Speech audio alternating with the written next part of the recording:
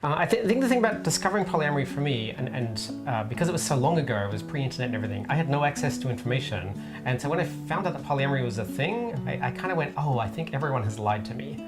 Because I understood relationships on this very relationship escalator way. It was like, you know, you're supposed to get engaged, get married, have children, buy a house, like all the things you're supposed to do.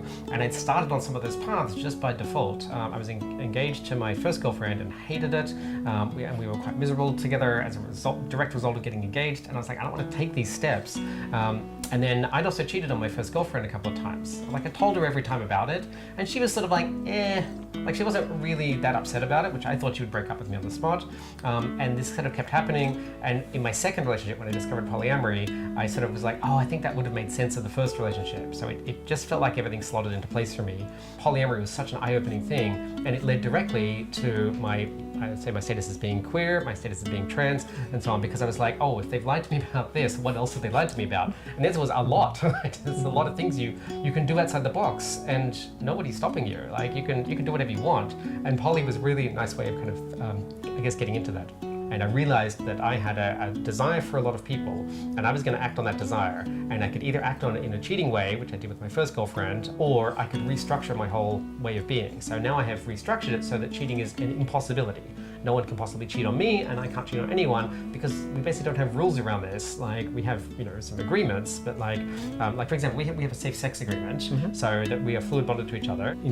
I or you want to go do condom-free sex with someone else, we would just inform each other. But there's no rule about you can't do it. It's just like, I would just tell you if that happened, and you would tell me if that happened. Yes. And that's so that I can then make an adult decision about what I want to do if you told me that, and vice versa. I think with polyamory, I had to kind of explain the very nuanced kind of detail of polyamory to people who had no interest in it, including family and friends and so on. And I'd sort of be like, no, this is what I'm doing. And they would say like, well, that's very strange. Why would you do that even? Or I could never do that. And they had these sort of very like knee-jerk reactions. And like, I just realized at some point, partly before, partly after, it was like, I was never going to fit in with everyone else. And so at some stage I decided to just own that. I was like, well, that's just who I am, clearly. So like when I came out as bi to my mother, it was so simple, and it was just it was nothing. Whereas I came out as poly, it took like a 10-year process of like conversations back and forth.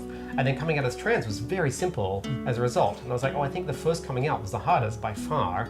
And by the time I came out as trans, I remember my brother was like manly plumber. Like he said, like, of all the weird things you've done, this is not the weirdest. He's like, at least I've heard of this one. Like the polyamory thing, like what was that? Like, for him this is a very strange thing that like, why would you even do that? At least a trans one, he's like, well, I've seen it on the news or something. I also think it's interesting that you found poly as the first thing that you really came out of, as being the hardest thing. I transitioned at the age of 16, or started transitioning at the age of 16. It's a multi-stage process. That one was the hardest one for me, by far. And poly has actually been a huge relief, and not that difficult, relatively. And I do think that it's really that the first time you try to pop out of that kind of box, it's very difficult. It's really hard. And the people in your life will respond with a, goodness, why are you doing this? Why would you ever want to do this? And then the second time, the third time, the fourth time, they start to shrug their shoulders. Yeah. Like, okay, that's just kind of how your life goes. They kind of give up because you're a lost cause. So, all right, you're never going to fit into this norm that we've established, so whatever. It's fine, you're the weird cousin, it's fine. Yes. I think the challenge for talking to people about polyamory for me was that I realized very early on they had no anecdote to give. Right? It's like, if you come out and say like, I'm queer, they'd be like, I had a queer friend once, you kind of got something, even if it's terrible. But there was no like, I know a poly person, like they don't, or they certainly didn't like 20 years ago when I was coming out a lot. And people are like, I have no idea how to respond to that. I find that I have similar experiences actually, even now, with people not knowing what to say. And also people making it about them really, really quickly. It's, I've seen Orange is the New Black. What do you think about liver and cocks? Or, oh yeah, I heard about Elliot Page. Like, cool, there are cultural touchstones there.